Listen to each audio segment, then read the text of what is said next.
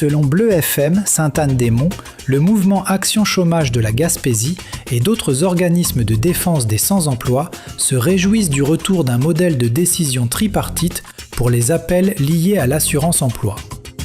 Depuis le 1er avril, le tribunal de la sécurité sociale a cédé la place aux commissions d'appel de l'assurance-emploi. Désormais, chaque dossier sera évalué par 3 représentants, issus du gouvernement, des employeurs et des syndicats, plutôt que par une seule personne. Pour Nadia Mongeon, coordonnatrice du MAC Gaspésie, ce changement garantit une analyse plus juste et équilibrée des demandes, marquant une victoire importante pour les droits des travailleurs.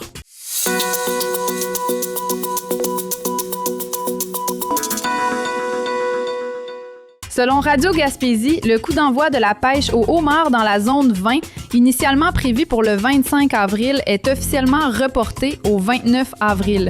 Cette décision, prise de concert avec le MPO, est motivée par des conditions météorologiques défavorables, notamment des vents prévus de 40 km/h, rendant les manœuvres dangereuses.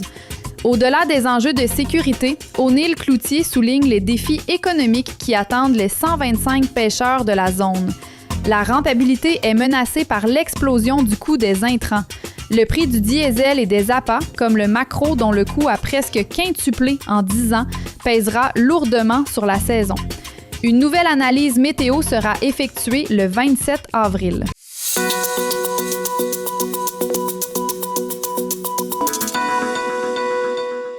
Selon Bleu FM Sainte-Anne-des-Monts, un sondage national révèle qu'en 2024 à 2025, 42% des enseignants ont vu des élèves passer au niveau supérieur malgré une recommandation de redoublement ou de transfert spécialisé.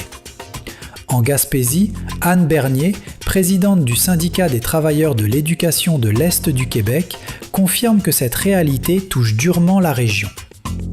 Le rapport souligne également que près de 30% des profs subissent des pressions de la part des directions ou des parents pour favoriser ces passages automatiques, une pratique jugée contraire à la loi sur l'instruction publique. Face à ce constat, le syndicat appelle à une mobilisation urgente des centres de services scolaires pour respecter l'expertise pédagogique des enseignants.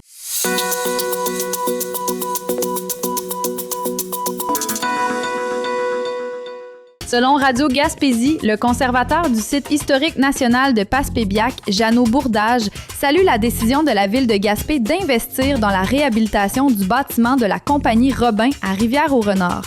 Pour l'historien, cette initiative est cruciale pour préserver la mémoire de l'industrie des pêches qui a façonné le paysage gaspésien pendant près de 5 siècles. Malgré les relations historiquement tendues entre les pêcheurs et les gérants, l'héritage des Robins demeure un pilier du développement régional. M. Bourdage espère que l'engagement de Gaspé servira de levier pour protéger d'autres vestiges bâtis, comme les anciennes maisons de gérants qui jalonnent toujours la route 132.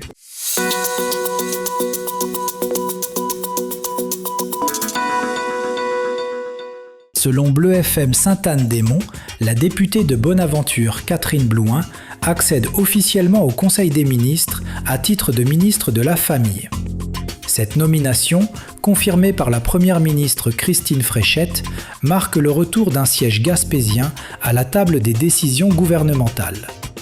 Madame Blouin s'est dite honorée de ce mandat et prête à s'attaquer aux dossiers prioritaires pour les familles québécoises.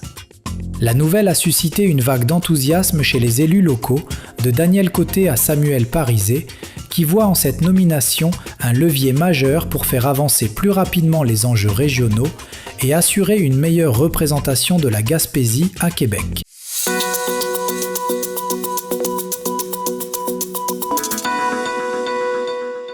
Selon Radio Gaspésie, le campus de Gaspé du Cégep de la Gaspésie et des Îles lance la construction d'un dojo multisport au pavillon des sports Marcel Bugeaud. Cet aménagement de 900 000 $ vise d'abord à répondre aux besoins pratiques des étudiants en technique policière qui doivent maîtriser l'autodéfense et les techniques de combat. Le directeur du campus, Stéphane Côté, précise que bien que la priorité soit scolaire, l'espace sera accessible à la communauté. Des clubs locaux de karaté et de judo ont déjà manifesté leur appui au projet. Ce premier dojo d'envergure dans la côte de Gaspé devrait ouvrir ses portes à l'automne 2026, offrant ainsi une installation moderne pour les arts martiaux dans la région.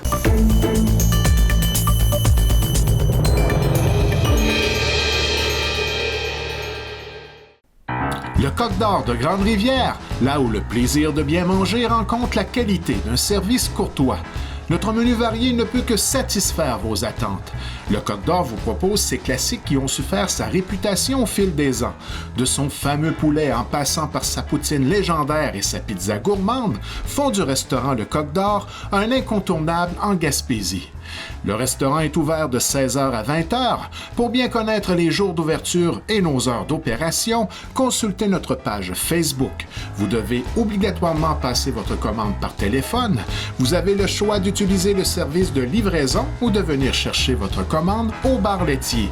Découvrez notre menu au restocoqdor.com ou notre page Facebook et passez votre commande au 418-385-2733.